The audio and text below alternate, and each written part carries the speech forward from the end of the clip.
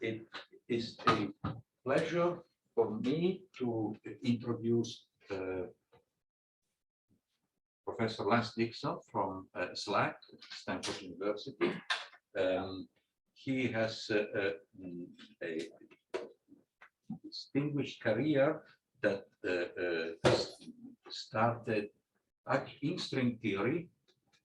Before that, just two words about the education. He has been bi-coastal, right? Because he studied at Caltech, then the PhD was in Princeton, then he was a postdoctoral at SLAC, assistant professor in Princeton, and then he moved back to Stanford SLAC, where he is now a full professor. He has worked, as I said, in many things, and the first time I learned, and many of us learned the name, was with the introduction of the orbifolds in string theory. Then, starting in the 90s, Professor Dixon pioneered the new approaches to computing scattering amplitudes, and they have evolved from being, say, from starting with ideas in string theory to having many more ingredients in them, and even more applications that probably people wouldn't dream of at the time in the 90s. And we are very happy to that Professor Dixon will talk about the techniques and the applications now in this colloquium. Thank you very much. Thanks very much, Massimo. Thanks a lot for that very kind introduction, and especially for the chance to visit all of you at NYU for the past week. It's really fantastic to give a talk to three-dimensional people. Massimo, is there any way we can minimize the? We can minimize this thing. Maybe it's my job, because Yeah. I think it's. Is that okay? Yeah, and there's people, but somebody on the waiting room. Massimo, you're letting people in. And by the way, if I wander away from the microphone, Glennis has to yell that she can't hear me anymore. Yes, there are some, I but have there to are keep people it- with No, no you names. shouldn't. You shouldn't. I think that. Oh, that's actually the host's job. The host Yeah. job. Yeah. Hopefully. Are you the host, Massimo? Yeah, I'm the host. So you could, okay. So, yeah, what I wanted to tell you about today is a kind of maybe surprising connection to people outside of the area between what happens at the very shortest distances we can access experimentally in the laboratory, which is collisions at the Large Hadron Collider, one event of which is represented here.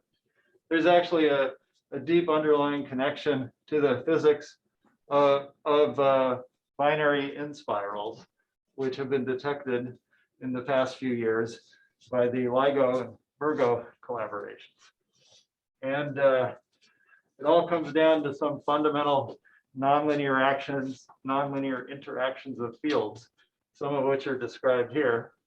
These are conventional depictions of the interaction of gluons, which are at the heart of the LHC and hold the quarks together inside the proton. But there's a close connection between that and the nonlinearities in gravity, which I want to describe to you in the course of this colloquium.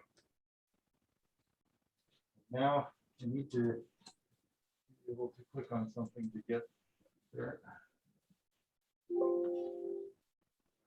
Maybe I just need to.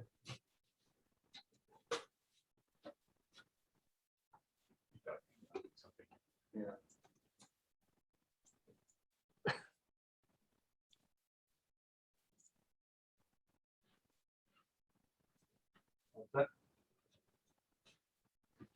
Let's just see if it will advance here. No. So I'm not sure how to go backwards. Maybe just click. Oh, maybe this one. Okay. All right. This that part's okay. Sorry about that. So this is a quote from the famous astrophysicist Subrahman Chandrasekhar from 1979, which I really like, where he described the black holes of nature as the most perfect macroscopic objects that there are in the universe, because the only elements in their construction are concepts of space and time. For a long time, there was evidence for astrophysical black holes, but the first sort of image of it was just produced 2 years ago by the radio array, global radio array, the Event Horizon Telescope. And this was a supermassive black hole. But the most black holes that have been seen have not been seen through radio or even any electromagnetic emissions. Instead, they have been seen by the new frontier of gravitational wave astronomy, which is represented by this aerial view of the Hanford interferometer out in the desert of eastern Washington. And there's also another installation in the jungle of Livingston, Louisiana, and one near Pisa, the VIRGO. And there's also Kygra is starting to come online. I'm not quite sure where it's at yet, but the way they're seen is that as the black holes or two compact objects in general orbit each other, the masses are whipping around fast enough that according to Einstein's theory of relativity, the quadrupole moment, the leading order, causes emission of gravitational waves, which can eventually be detected at Earth. And that wave emission causes the black holes to get closer and closer together until there's a plunge, a moment when their horizons merge, or in the case of neutron stars, you get a large fireball, and then there can be a ring down afterwards. Black hole case, at least. And here's some examples from the catalog, an early catalog of gravitational wave signals. Many of you may have seen these already. So there's this characteristic chirp or increase in frequency and in signal strength until the, and then a very rapid coalescence at the end. And this has the time in seconds, and it's usually over in well under a second for black holes, which the black hole masses are typically around 30 solar masses or something. But in contrast, there was one binary neutron star merger, which had an electromagnetic counterpart that was detected, giving a lot of useful information. And that one, because the neutron stars are more like 2 solar masses, smaller things basically go faster. And you can't even see the individual oscillations here. There are so many of them. It's a bit noisy, but with better detection, they'll be able to watch the cycles for a long time in these neutron star mergers compared to the black holes.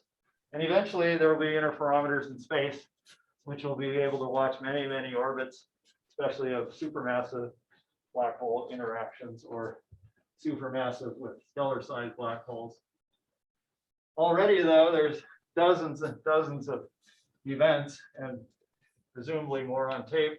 And each of these things shows a merger where they could deduce pretty well what the two progenitor masses were, as well as the larger merged mass. If you go and very quickly calculate the sum of the two masses and look and see if it equals the next one, it doesn't, because there's a huge amount of energy radiated in gravitational waves. Fortunately, otherwise they'd never be seen on Earth. And this one happens to highlight another example, which is neutron star black hole mergers of some light object in the neutron star mass range with a black hole. And in purple are black holes that have been detected electromagnetically because they have companions and accretion disks and X-ray emission and stuff like that. And then neutron stars can also be detected electromagnetically. And most of the neutron stars have been seen electromagnetically. There's only a couple of neutron star merger events in the LIGO data. So now I want to give you intellectual whiplash and take you to the Large Hadron Collider outside of Geneva, where humans are constructing the highest energy collisions of elementary stuff in this 27-kilometer ring, which is documented. The collision with multiple detectors, although the ones that do the physics that I'm closest to are ATLAS and CMS. They do what's called short distance or high transverse momentum physics and detect particles screaming out of these collisions. So here's just a few events. The LHC doesn't have just hundreds of events, it has trillions of events. And as anybody who works there knows, it's a huge issue to select the most interesting events and not throw too many of them away. And these collisions led to the discovery of the only spin zero scalar elementary particle we know of, the Higgs boson. And two of its most accessible decays are to a pair of photons, which emerge from the detector without leaving any tracks until they hit a more solid part of the detector called the calorimeter when they shower. Can also decay to a pair of Z bosons, which are not shown here because the Z's immediately decay a few percent of the time each to a pair of muons. And the muons are very penetrating and leave tracks, but don't leave very much in the calorimeter. So these are quite clean events, although there's some background here which can be subtracted. But the LHC doesn't just make Higgs bosons, it makes every particle we know of in the standard model at some level. One of the things it does most copiously is produce jets. Here they sent in 13 TeV in the form of 2 protons, and what came out were jets with probably hundreds of particles and a total energy in the jets of about 2/3 of the initial energy. So almost everything went into those 2 jets. And these jets are, probably quark jets, so they could also be gluon jets. And there are many other examples of jets events. Those are the strong interactions are the strongest of the interactions at the LHC. And they tend to produce quarks and gluons that come screaming out, but you don't see them directly. You just see their materialization as they split and fragment into many collimated, strongly interacting particles. So there are these 2 arenas here. Just for amusement, we'll compare the center mass energy in a LIGO-VIRGO collision. And the units I've chosen are the Planck mass times c squared. Particle physicists would call it 10 to the 19th GeV, but it's, I don't know, 10 to the minus 5 of a mosquito or something like that. It's not very big macroscopically compared to the Planck mass of a solar mass sized black hole. The mass of a solar mass black hole is 10 to the 30 large of times the Planck mass. So these collisions are like on the opposite extreme, basically, of these are very high on a particle per particle basis, but not really that energetic overall. And so that's not the only measure of a collision. There's also the impact parameter, or how close the things get to each other, the constituents. And the LHC impact parameters in units of Planck length, which I put in the denominator, or it's like 10 to the 20 times the Planck length roughly, with a wide range. And the LHC, the LIGO-VIRGO collisions, the impact parameters are more like Schwarzschild radii. So now the LHC is the collisions there are incredibly complicated if you want to describe them in complete detail. But at the very heart of them, of most of the collisions, are the interactions between the constituents of quantum chromodynamics. And this is what we call a non-Abelian gauge theory. And the force carrier for that theory are gluons. And gluons in some ways are much like photons. If you could imagine them in isolation, they would both be massless, and they would both be vector particles carrying a similar polarization around with them. But whereas photons have no fundamental nonlinear interaction, there's one that can be induced by electrons in the loop, you might know, but this fundamental level, they have no fundamental interaction. And that's associated with an abelian gauge theory, which is the fancy way of describing Maxwell's equations without currents in this case. And then over on this side, we have the gluons, which obey some Yang-Mills equations, but they have a fundamental trilinear interaction, which I'll come back to in more detail later. When you hook together these nonlinear gluon interactions, as well as their coupling to the things that feel the strong force, the quarks, which are given by these solid lines, you can get extremely complicated patterns of radiation. And here you have some incoming protons. And this is an example where, say, a Higgs was produced along with some other stuff. And all these jets were formed by radiation, which I'm not going to go through in a lot of detail. And it's extremely complicated because there are other interactions of other particles besides the ones that came in here. So it's a very difficult event to understand in its entirety at the granular level of entire events. And part of the problem is that the nonlinearities get worse and worse as we go to larger and larger distances. The coupling between the gluons is represented by a dimensionless quantity called the strong coupling. It's an analog of the electromagnetic coupling, where you may know the fine structure constant is 1/137. Here, the strong coupling varies with scale.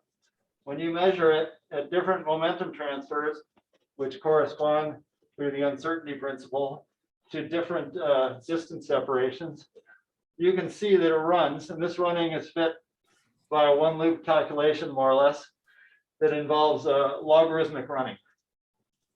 And when you come down to very low energies, transfers around 1 GeV, which is about the size of the proton, the force is so strong that it confines or binds all the quarks and gluons into hadrons.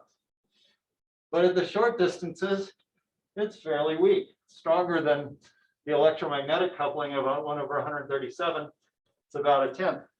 But we can still expand in that coupling if we are working at short distance scales.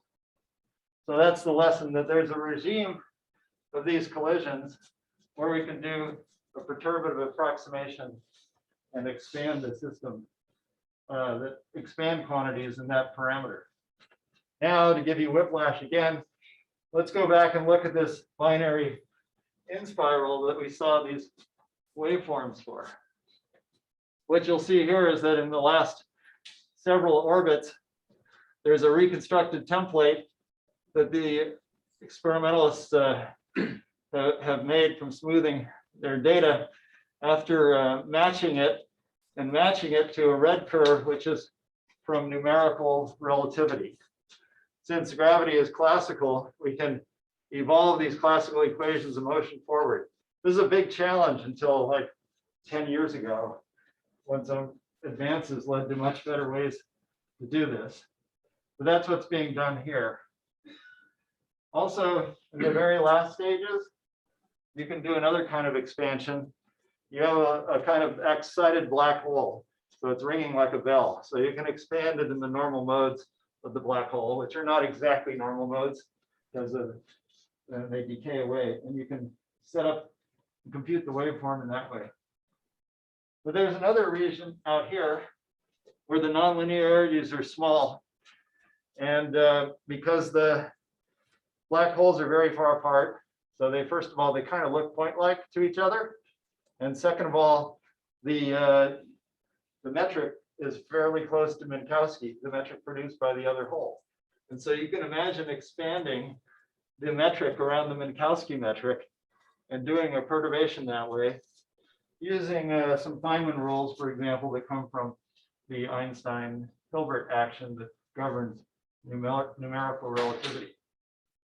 And as I was saying, in the case of black holes at LIGO, you only get to see about this much. But in neutron star mergers, you get to see a large distance here.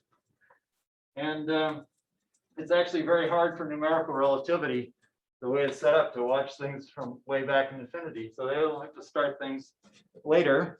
And as you might imagine, to solve these 4D differential equations, it's very computationally expensive.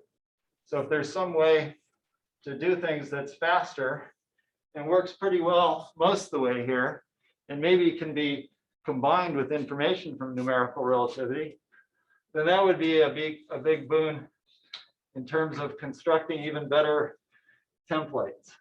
These templates, you can't see most of these collisions out from the noise by eye.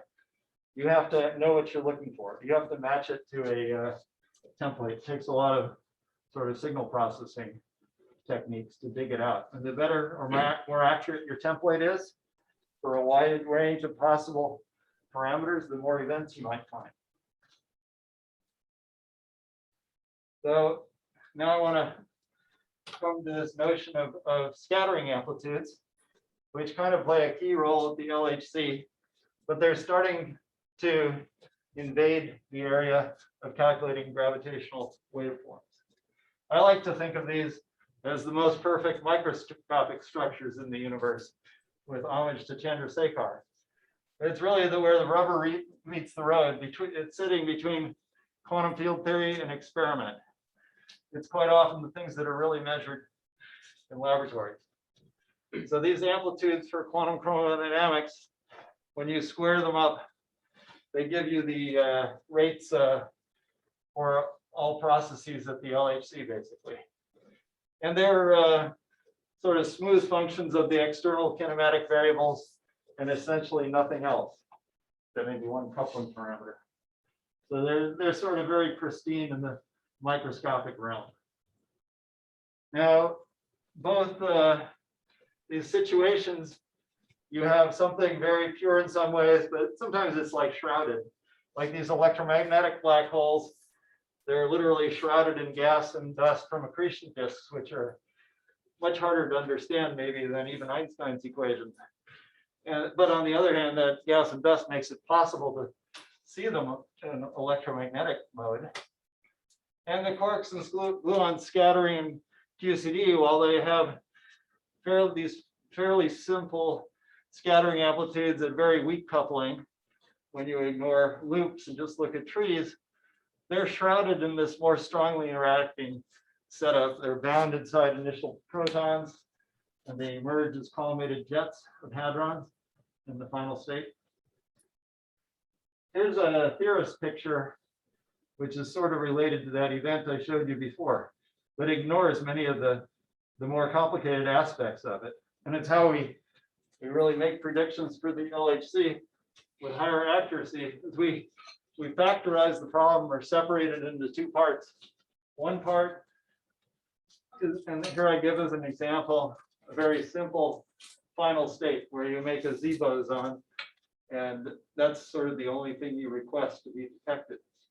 So you have these two protons coming in, and in the parton model, they are approximated by collinear beams of their constituents, of their quarks and gluons. And exactly how these beams are composed or what they look like, that's a subject known as parton distribution functions. And it's not very easily computable. So it's basically taken from experiment. What do you say? And then that sort of probability of finding a parton is multiplied by, or really convoluted with, a probability for a short distance process to happen deep inside these two colliding protons, or as we might call it, the femto universe, because it's femtometers in size.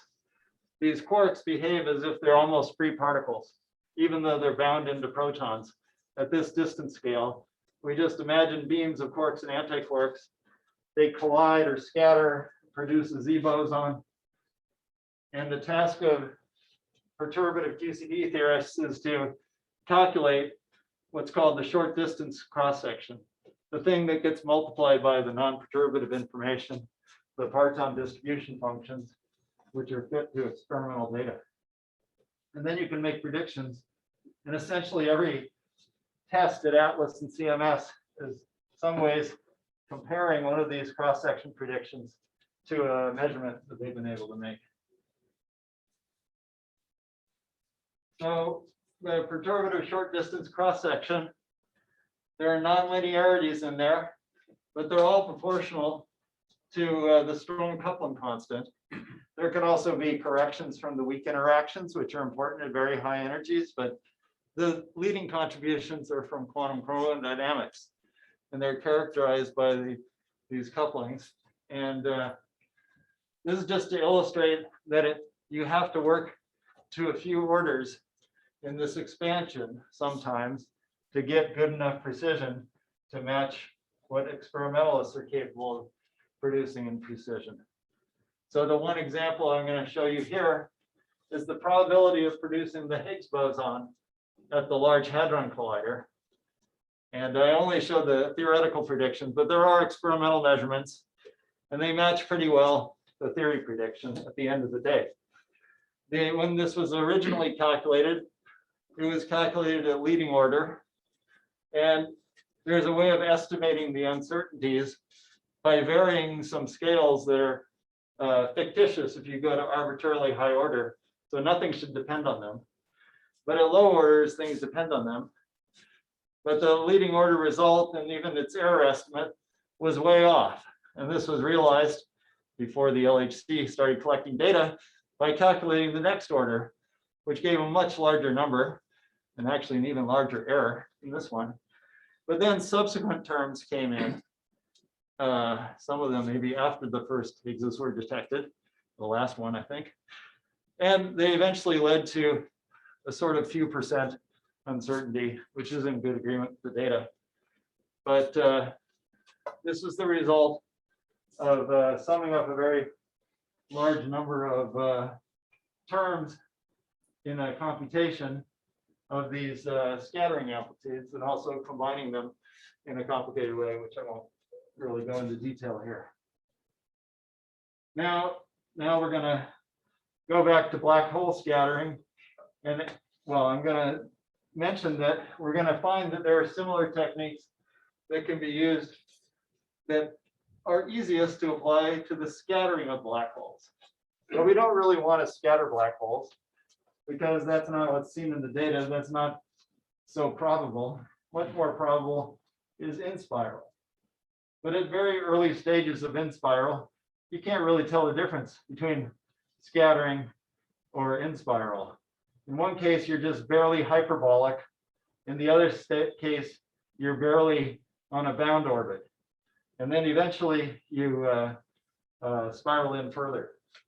So we're doing an expansion around the area where there are weak nonlinearities, where the holes are very far apart. And so in some sense, the scattering problem and the inspiral problem are closely connected. There's a kind of analytic continuation you can do around r equals infinity.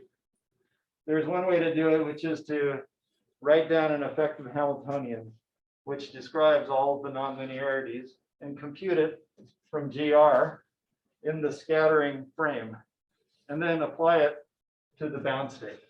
That's one way of doing this mapping from one region to another. But you can also do the mapping more directly in terms of actual physical observables that involve the deflection angles in the scattering case and precessions of perihelia in the bound state case.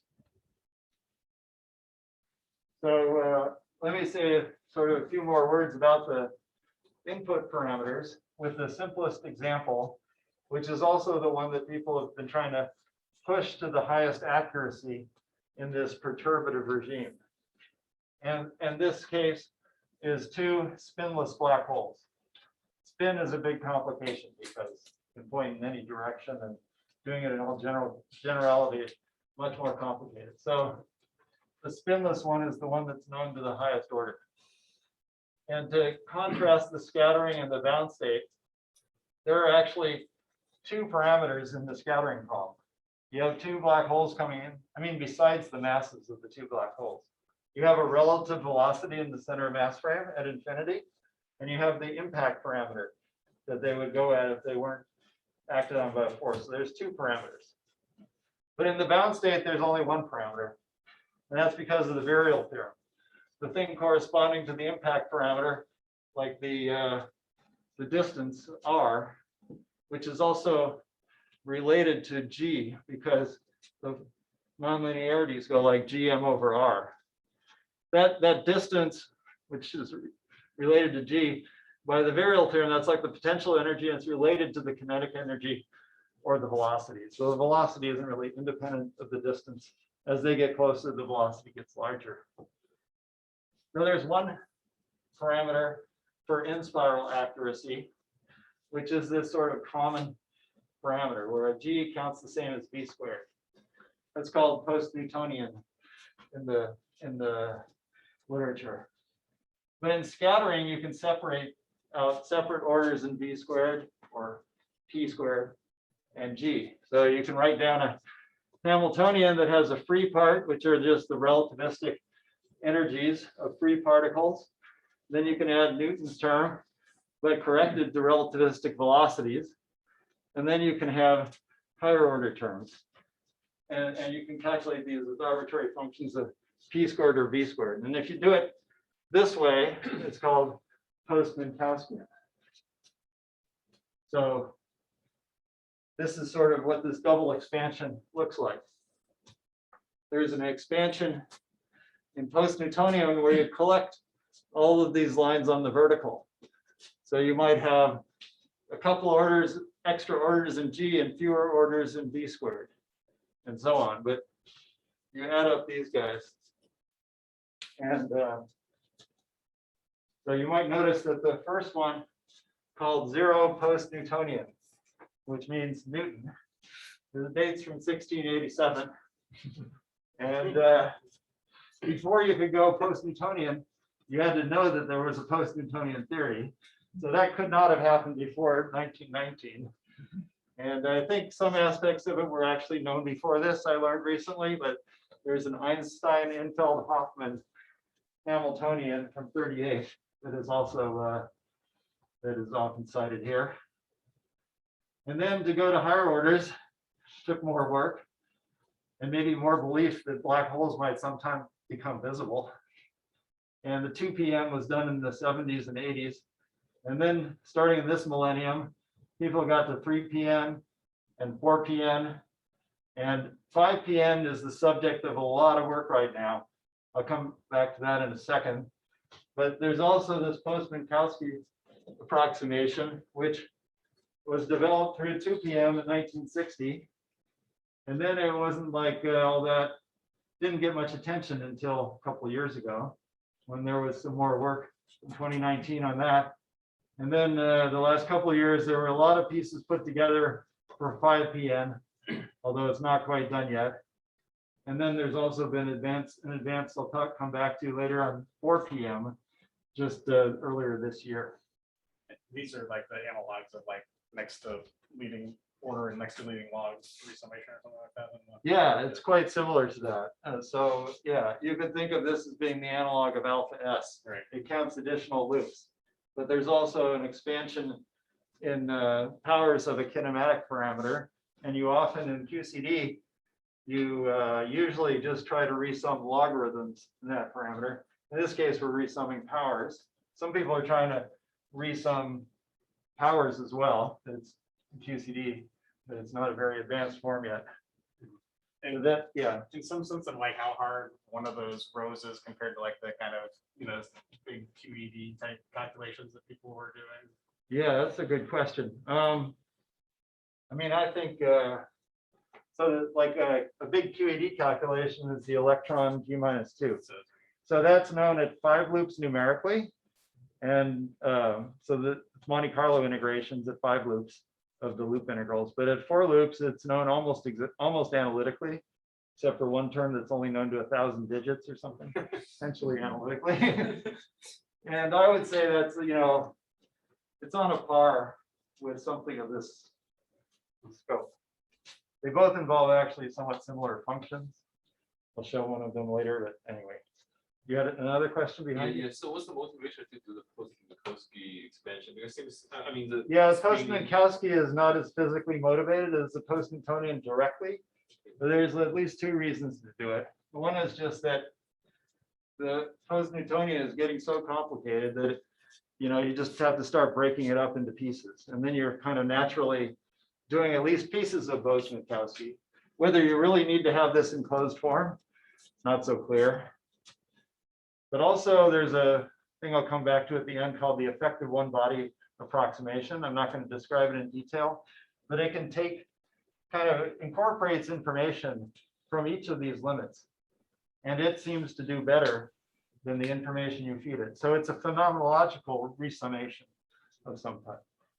Hey, Lance, Yeah. sorry to interrupt. Could somebody zoom in more on the screen? It's when you point to things, it's not possible on the Zoom to tell what you're pointing to. I think Maybe I should I stop. think it's because you're using the shadow as the pointer more than like if you touch. No, no, no, the pointer, if it just can be zoomed in. Right now, Zoom in. various people there know how to zoom it, like Neil. Thank you. I have a question, Lance. Yeah, So presumably there's still some numerical work to compute these expansion terms. yeah, They don't come for free. no. So is there a point where it becomes as computationally expensive as just doing the numerical relativity calculation, or it's always going to be cheaper? I mean, I think it's probably still a lot cheaper. So, yeah, I kind of know the scale of resources that were used to do this, and I think they're minuscule compared to what it takes to do numerical relativity. Maybe by the time you get to here, I don't know. Yep. Lance, Toby.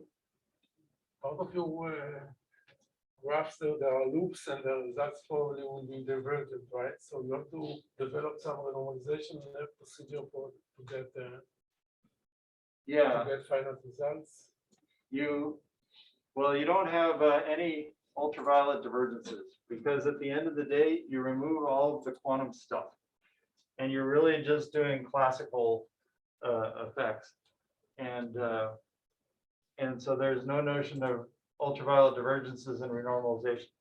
What you have to worry about is long distance contributions, because when you compute this guy here, this one loop guy, there's an iteration of this guy. Okay, that you have two Coulomb exchanges, long distance ones. So you have to carefully subtract that to infer the next term in the potential, because you don't want to just compute two terms that you already knew in the lower order potential. You want to subtract that out. So there's divergences before you do that subtraction. So you have to do that in a clever way or regulate it somehow. Just infrared. Any other questions? So I have one. This is Yeah. Marian Marges. I'm an astrophysicist working on supernova black holes. Uh-huh. So when you say spinless, conservative Hamiltonian, do you mean that the black holes would be spinless? Yes. For the black holes measured, right, by LIGO, so the LIGO is able to measure an effective spin parameter. And from Yes. all the 58 LIGO VIRGO ones, at least 8 had high spin values, and then the others had low effective spin values, but it doesn't mean that they had no spin, because if you had a misalignment between the two black holes, you could still get an effective low value.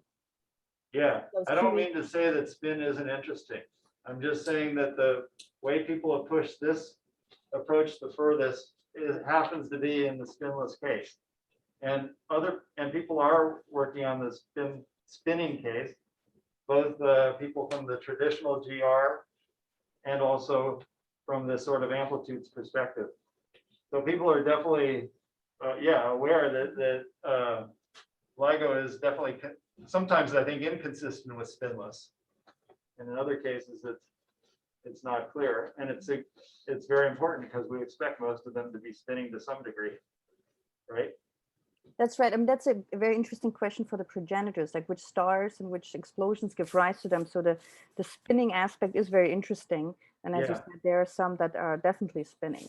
So it's And it's important to know the alignment, because I think if Right. both compact objects came from the same system, their spins are likely to be aligned. that's right. If That's they right. are captured, they'll be not pointing in the same direction usually. That's right. Yeah, so I agree. It's a very important question. Thanks. Any other questions from the ether? So lots of people contributed to this, starting with Newton. And then a lot of the work that went on through the 70s to the 2000s, Thibaut Damour was and his collaborators did an awful lot of this too. And I'll come back and mention some more names in a little bit. Except, wow, I seem to have lost the, let's see if I have to click this thing again. There we go.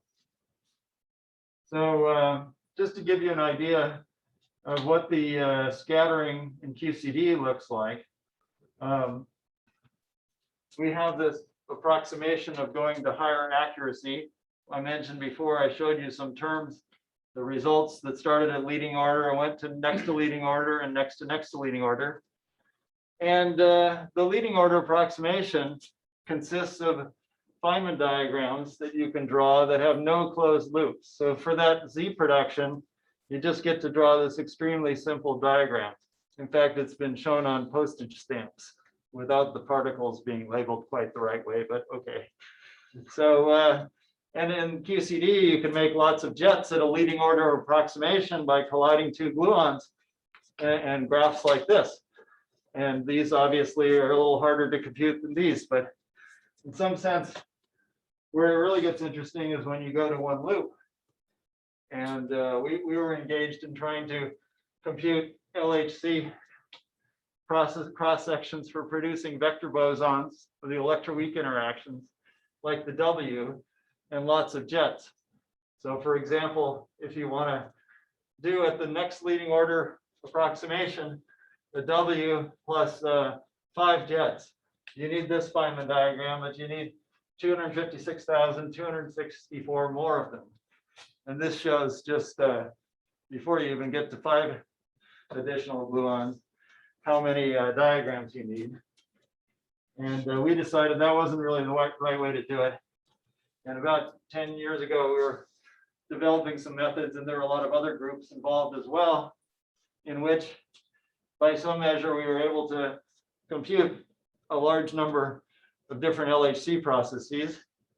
And just to illustrate that it was quite hard to do these things from the 80s to the mid 2000s, the ability to produce next to leading order cross sections with more than 3 particles in the final state was just not possible. And then it developed some methods based on unitarity and also in other cases, other approaches that led to sort of this breakthrough to go to up to as many as 6 objects in the final state.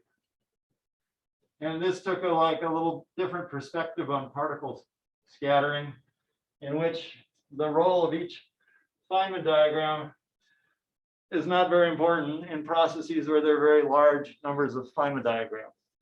It's sort of like, well, I'm staying at the Center for Soft Matter Research apartment. And so I feel I should show a soft matter slide here. So anyway, it's like having if you have 1 or 2 grains of sand, you kind of can say what each grain representing a Feynman diagram might be doing. But once you get hundreds of thousands of them, each individual one is meaningless. And the whole thing is sort of behaving like a fluid. The role of each one is shifting as you change the kinematics. And you should sort of think of it like a blob. And take advantage of that and just think about how it behaves analytically as you change the energies and angles. And when you think a little more blob-like or holistically, you're also encouraged by the fact that these full amplitudes are much simpler than individual Feynman diagrams often are. So we've learned over the decades that if we polarize these gluons so they have definite helicity, +1 or -1, they're much like photons, they're vector particles, that if we polarize them almost all the same way, we get vanishing matrix elements for any number of gluons, even if one of them is pointing the other way. And when two of them are pointing the other way, we get very simple formulas, which were first recognized by Steve Park and Tom Taylor. And so there's a different way of organizing things based on chirality or helicity. And these are tree formulas, but you can recycle this simplicity into loop amplitudes. And let me sort of give a couple cartoon sketches of how that's done. First of all, you can recycle simpler trees into more complicated trees. The idea is that you vary the kinematics until this blob, for causal reasons, splits into two different blobs. And what you're doing is you're adjusting the kinematics so that this particle is traveling with a light-like momentum. As you tune these energies and angles, you produce an intermediate light-like momentum. And then at tree level, the amplitude must be a total product of these two scattering amplitudes with a very simple propagator in between. And that degeneration. And that physical causal picture leads to a set of recursion relations that you can derive, which use this picture plus Cauchy's theorem to write more complicated amplitudes in terms of simpler ones at tree level. So you can recycle trees into trees this way. When you run this recursion backwards, you find that the 4-point amplitude isn't the most fundamental amplitude. The most fundamental amplitude is one that couples together three gluons. Now, technically, these gluons have to have a light like the complex momentum to make sense out of this expression, which I'll not really unpack for you too much. But it's the case of that previous Park-Taylor amplitude where you set n equals 3. In contrast to Feynman vertices, it's a completely gauge invariant, completely physical, except for the complex momentum, completely physical expression. So you could call it the fundamental nonlinearity of subatomic physics. And ones with quarks, they're sort of related by supersymmetry secretly. You can do the same sort of thing at the loop level, though. You take a loop amplitude, you can deform the loop amplitude and go into regions of the loop amplitude where these two propagators go on shell. And then the loop amplitude splits too, but instead of one particle in between, there are two particles in between. And that's behind something that's known as ordinary unitarity. But you can actually further refine and keep moving around in the loop momentum space and put a third one or even a fourth one on shell. And that's generalized unitarity. And that further helps you put together and deconstruct loop amplitudes in terms of trees, and then put them back together and get out these next to leading order calculations at the end of the day. Okay, so I sort of set all this up with most of the context being in the context of Yang-Mills theory and QCD, and that action involves vector fields. And then there's the Einstein-Hilbert action in terms of the metric. How are these things related to each other? Well, the first thing is that in the weak field approximation in flat perturbations around flat spacetime, they both contain massless particles. The graviton is massless, associated with the long-range force of Newton's law. So it's a, it's a symmetric tensor. And often you've seen these, may have seen these pictures of how test particles get deformed by a gravitational wave propagating. There's called the plus, and this the X polarization. You can take those polarizations and recombine them into a circular polarization, which is a tensor. So it has sort of two vectors in it, looks sort of like this. The gluon, on the other hand, is in terms of as a free like particle, is like the photon. It's a vector. It has a linear plane polarization, which just carries a single vector index. And if I combine an x plus I y hat, I get a circular polarization. And that circularly polarized photon carries 1 h-bar unit of angular momentum or helicity, and the gluon carries twice as much. So it might be nice to know if the two could be related. And I should also say there's a lot of motivation to doing that because of the complexity of Feynman diagrams in gravity. They make diagrams in Yang-Mills look easy because Yang-Mills diagrams have only 3-point vertices and 4-point vertices. But when you try to expand this object around flat Minkowski space, with this coupling being Newton's constant, you get vertices with arbitrary numbers of these metric perturbations. So it's a huge mess. So the question is, can you use these kinds of on-shell type methods where we don't look at the diagrams, but try to use more general principles and analyticity to construct things? Can those succeed in classical gravity as well? And I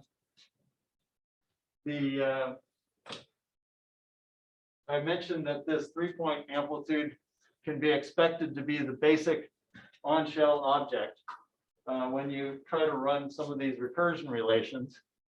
But if you try to solve the equations of motion, the kinematic constraints for 3 massless particles, you'll find that when they're all real, it's very singular and there's no finite thing you can write down. So in order to realize it, you need to take the momenta to be complex. So these are some complex vectors that can satisfy this equation.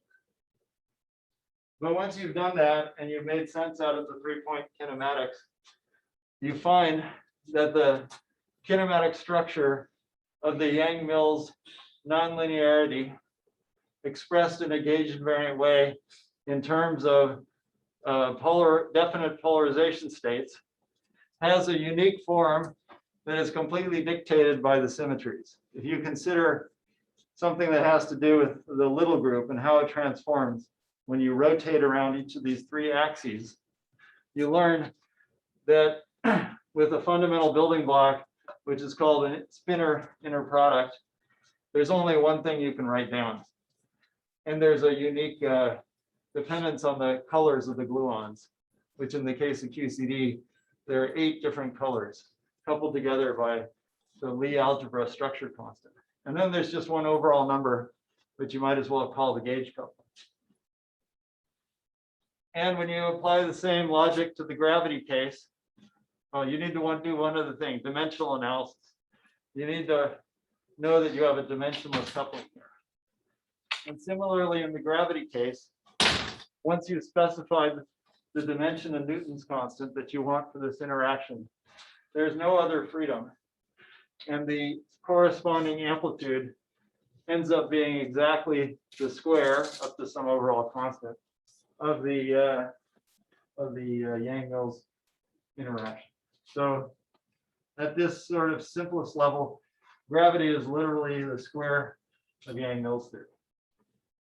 Can I ask Yep. a certainly question about in terms of, you know, the dimensional analysis part of it? I'm just curious, like, if there was like a mass scale involved, Yeah. it would get more complicated. And I'm just wondering if to what degree you can think about complications of like massive gravity as, you know, having anything to do with that. Yeah, well, I was going to answer the question you were leading to at the beginning of the question, You can Which answer is- that, you know. which is that if you could write something down like this, if I allow a different mass scale, and this couples together something like 1 minus 2 minus 3 minus. And this is a effective interaction between gluon field strengths, which looks like this.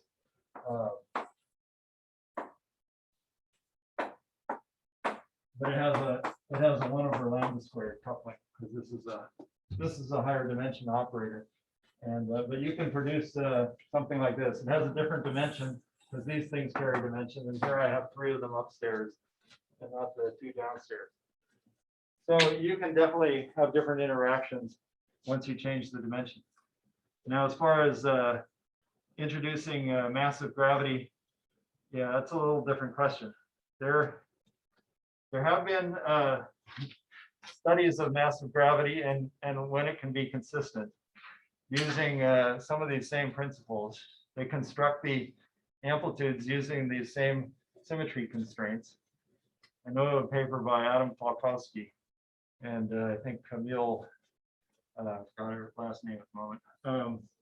So you can study these things and put constraints on them. And it's a more general system because you've introduced that parameter. So that's a great question. Any other questions about this? In some sense, this is the core lesson of the. So you mentioned that Young Mills has only 3 and 4 point couplings. Gravity has an infinite number of Yeah. couplings. So how these two things? How does that reconcile? Well, you can still build arbitrarily high point scattering amplitudes in both the gluonic theories and in gravity theories. And anybody who's actually tried to, if you tried to compute with these Feynman rules, you know that you can actually get different Feynman rules depending on how you treat the theory or quantize it. You have to do something called gauge fixing. And the gauge choice can even at tree level, you can make different gauge choices. So the individual Feynman rules are not very meaningful. And you can now, in retrospect, find ways of quantizing gravity that have only 3 and 4 point vertices to them. Clifford Chung and company have worked on this. So that was just this one way of quantizing gravity. Sometimes you introduce some auxiliary field as part of the quantization process in order to simplify the number of terms in the Feynman rules. So, but we don't like to use Feynman rules at all. We just like to draw these pictures.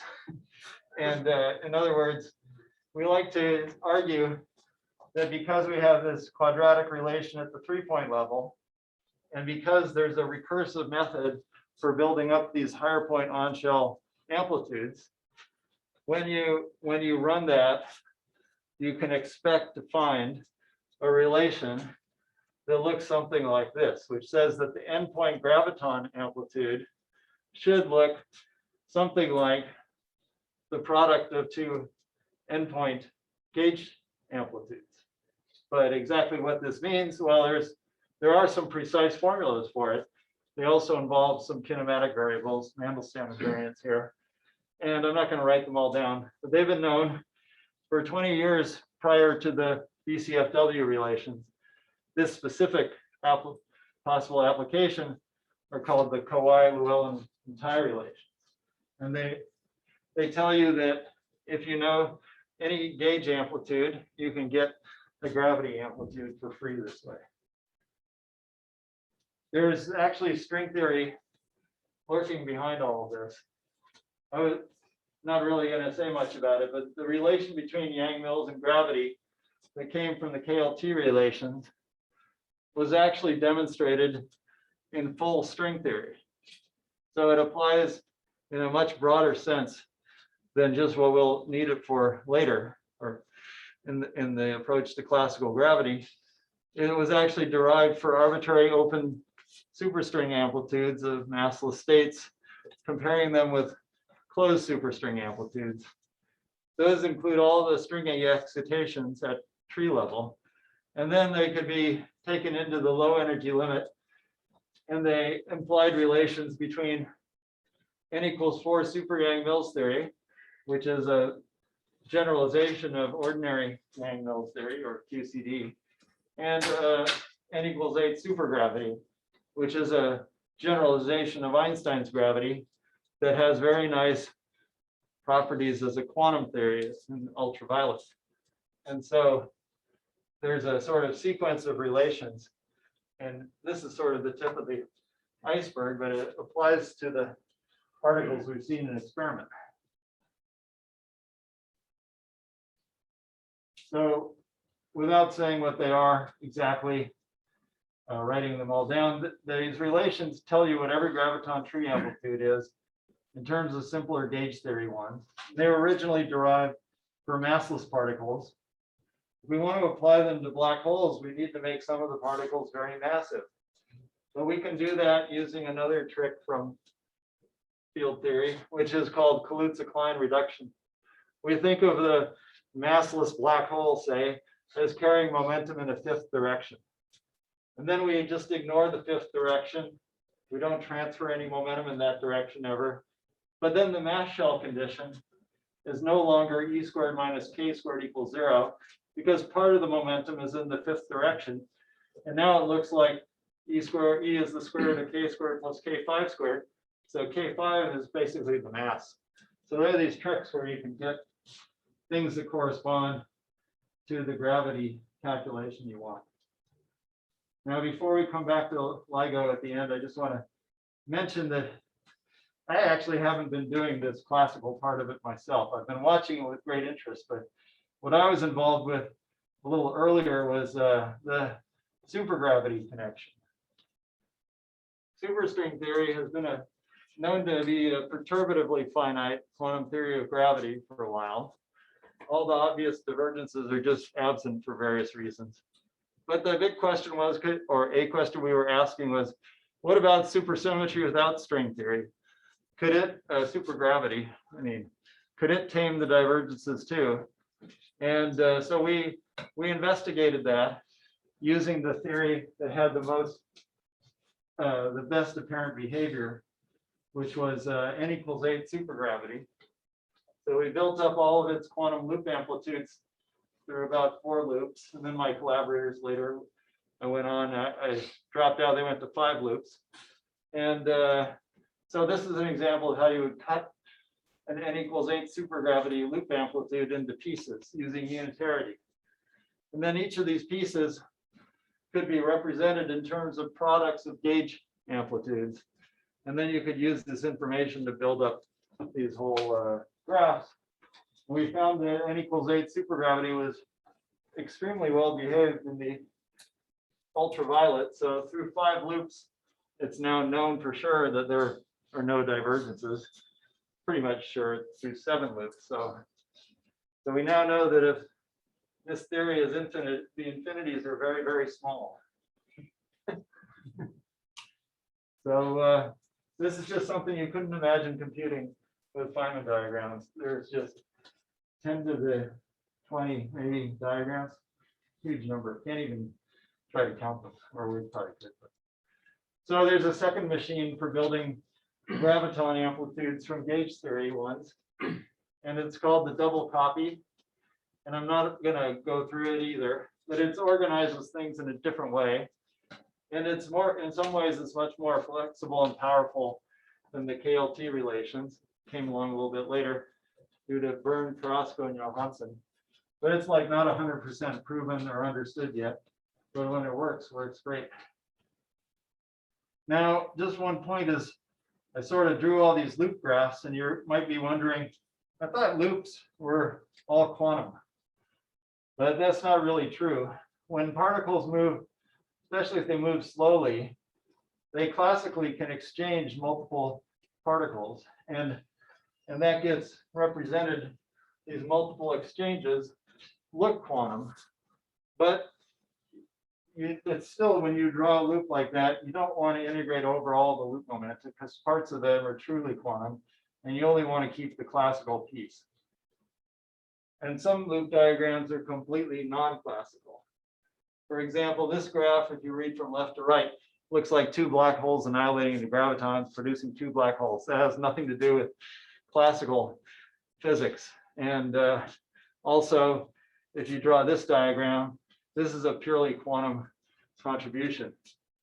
And another point is that black holes are very massive, and these gravitons are never going to put them very far off their mass shell. So there are various rules that say you have to cut a black hole line on every loop. And that's part of the classical, getting to the classical limit.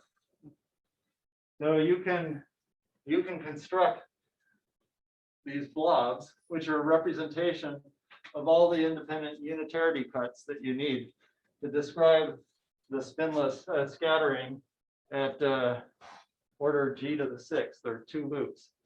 And so that was done in this paper by Zvi Bern, Clifford Chung, Radu Roybal, Cheshun Chen, and Mikhail Solon, this pair of papers. So they did what was called the 3 p.m. computation. And just earlier this year, they went one order further to 4 p.m. And this shows the scattering at 3 loops or 4 p.m. that they obtained. And they actually, there's one piece that's still missing. It's called the tail contribution.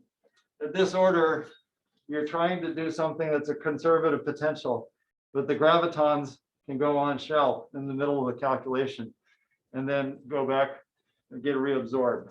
This leads to a non-local contribution to dynamics, which hasn't yet been sorted out, at least not for arbitrary velocity, which this is valid for.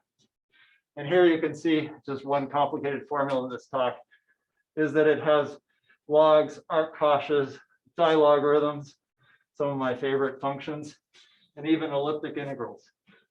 And numbers associated with these things are closely related to what happens in electron G-2. Come back to your question. So just to summarize, in the recent progress, these purple blobs were sort of contributions to the LIGO arena writ large from scattering amplitudes techniques. But there's been a huge influx of people, and this is not the only thing that's been going on. And I'm just saying there's quite a vibrant area of activity now that is from bringing together more traditional classical relativists with people from the amplitudes community. And I mentioned before that these perturbative Hamiltonians can be incorporated into a broader phenomenological framework called the effective one-body approach. It takes into account a lot of different limits. For example, there's a limit which is not used in anything I talked about before. The test particle, or the next order term after putting a test probe in the Schwarzschild or Kerr background, that can be incorporated together with post-Newtonian and even post-Minkowski into an EOB framework. And the acid test is to see how close you can get to the last orbit with reasonable accuracy in one of these approaches. So this is the 4 p.m. approximation studied by one of the founders of the EOB, Alessandro Bonanno. And it does quite well in getting bound state accuracy. It's pretty good until 3 or 4 orbits to go. And then this was the EOB with the previous knowledge of 4pn post-Newtonian. And when you then use the EOB along with the 4 p.m. approximation, just neglecting these tail issues, it already improves the approximation to about the same degree that the 4 p.m. information. So using this information and future such perturbative information to incorporate in the EOB will probably lead to even more accurate templates in the future. And, so I just wanted to wrap up since I've gone a little long, that just wanted to say that in a diagram, this is the diagram I want to show you again, which is that the 3-point interactions of gravitational waves in some sense with complex momenta, this fundamental nonlinearity up to constants is literally the square of the nonlinearity for the interactions at the heart of the LHC. And you can kind of combine this with an on-shell approach in order to do perturbative calculations in gravity, as well as for the LHC. And these things are just starting to bear fruit and hopefully be incorporated into the LIGO data analysis at some future date, not too far off. Thanks a lot.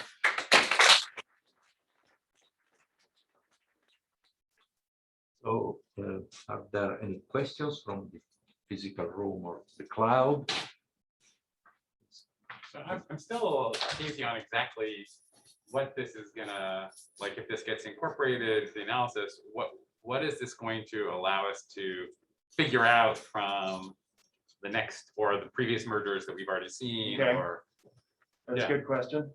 I mean, there's two aspects and not being so close to that stuff. So the first one would be for better templates. So they have these banks of templates that they're continuously scanning a noisy waveform through. And if they're more accurate, they may help them find the bit. However, you know, if they're so noisy, it's not totally clear. At least I've talked to some experts who say that better precision on the waveforms is probably not as important for the template analysis as for then going back once you've discovered something and trying to make a precision test. So the idea is, can you look for any, you know, non-gravitational physics or anything that goes beyond Einstein's equations in these waveforms? So you're now watching, in the neutron star case, you can watch these things for minutes through many cycles. And usually one of the most precise things you can do as experimental is count. And so you can measure this phase shift, phase accumulation for a long time. Now, if you have something that doesn't affect it in a weak field and doesn't build it up, it may not have a huge effect on it. But in principle, you can do tests like that. So that's one thing. The other thing, if you want to determine neutron star equations of state, that's one of the big things you should try to do as LIGO. You get an even louder neutron star coalescence than the one that was seen. You want to know what is coming from the higher order corrections to the point particle limit to start before you start putting in the tidal stuff from the neutron stars. So you need to control that. It's like looking for a higher dimension operator at the LHC on top of the standard model interactions. You have to first know the standard model interactions so you know that you're producing something above it. So the trying to measure neutron star equations of state, I think, will benefit. People are also looking at tidal effects as well as spin from the scattering amplitude as well as from the traditional concept. It's a question from Glennis. I've seen. Well, it was sort of following up on that discussion. Presumably everything you've been doing is for point particles, and it's quite a different kettle of fish if you allow them to be extended once you get into the regime of the tidal distortions and stuff. Yeah. So how would you handle that? I didn't talk about it, but it's being done. I just skipped it for time. But here's a slide, you can see it, which in which I'm not saying people who aren't from the scattering amplitude community haven't been doing this too.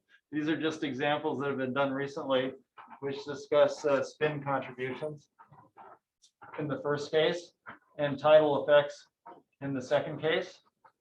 So this analogy to SMEFT or the higher dimension operators is a pretty good one because you put operators on the black hole world line that represent the multipole moments of the neutron star, and it's very analogous to like working with a higher dimension operator in some approximation, calculating matrix elements of that conceptually.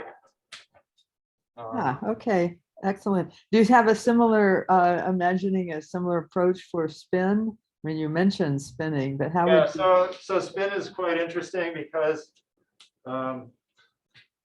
massive higher spin particles often lead to unitarity issues, as the moderator knows very well. So there's people looking at this in detail, but if you want low order terms in the spin Hamiltonian, where you don't have too many spins, you might imagine that you can diagnose those using quantum particles with relatively low spin. But if you have more and more terms at higher order in the spin, you'll need to scatter higher spin particles. So then you need to address this. And there's actually there was a sickness with an originally proposed spinning Compton amplitude. So you have a massive particle with spin, a spinning black hole. You scatter a gravitational wave off it, and you treat it as a quantum process. This has a kind of weird singularity to it, and people are still trying to sort out how to deal with that when you have such. This is not the right graph, but when you have such a thing occurring inside a unitarity cut of a black hole collision. So spin is not totally sorted out conceptually, as well as being just much more complicated. Good question. And yeah. you have a question? Yes, so for this kind of duality between gravity and QCD, so gravity is invariant and then the homomorphism, which is like an infinite dimensional Yeah. loop. So is there you have to take a limit of large n, so you also have infinite mediators in the QCD. So which will be the QCD that is similar to gravity? I'm thinking kind So of it's actually not large n, because gravity, gravitons can couple anywhere. There's no notion of color or ordering. And so at least the causal parts of the diagrams, you can have propagators that are, or graphs that are very non-planar. And so when you go through these double copy framework, it always, you need to know all of the subleading color pieces of the amplitude. Although yesterday I only told you about large n limit of gauge theory and n equals 4. When we were doing this n equals 8 supergravity, we needed all the subleading terms too. And I guess I just got sick of dealing with it. So. Thank you. Yeah, so when you mention the double copy, you mean when we copy the 3-point function and then we can find this relation between gravity and the Young-Mills, right? But I'm just wondering, because in the Young-Mills we have the confinement of blue, even in the pure Young-Mills we have blue, so but we don't have the confinement in gravity. So Yeah. are there any? So what's the? Well, this is a weak duality. If it means something, it means something on the graphical perturbative side. And you can't really see confinement in perturbation theory, so it's not really an issue. Since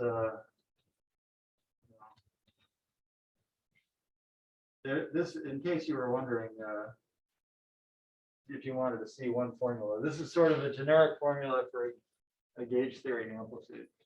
It has a bunch of propagators in the denominator, some color factors, and some numerator factors. And the way the double copy of Werner, Carrasco, and Johansson works is, if you can get this into the right form, which I'm not going to go through, you can go from gauge theory to gravity by wiping out the color factor, because gravitons don't have color, and replace it by the square of these numerators. But you have to arrange the gauge theory in the right way to make that work. Question over here. I was curious, does this double copy hold in other dimensions? Yeah, I think, let's see. I mean, at least when we use the maximally supersymmetric part of it, we can imagine that it can hold up to, around 10 dimensions where there are the appropriate lower supersymmetries in those higher dimensions. Should hold there as well. But when you do this trick of using a Clues-Klein moment to represent the black hole mass, are you relying on the double copy also holding in that? Well, you're actually, you're exactly. And that, you're definitely relying on it holding in this higher dimensional theory. So it isn't really specific to 4 dimensions. And or to say it another way, the choice of 4-dimensional helicity polarization vectors. The polarization vectors are allowed to point in any direction.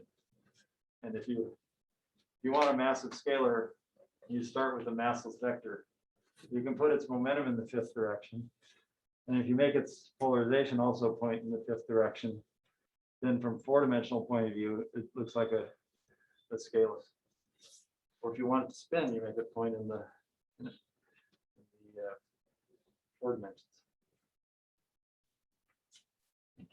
The questions? That's time.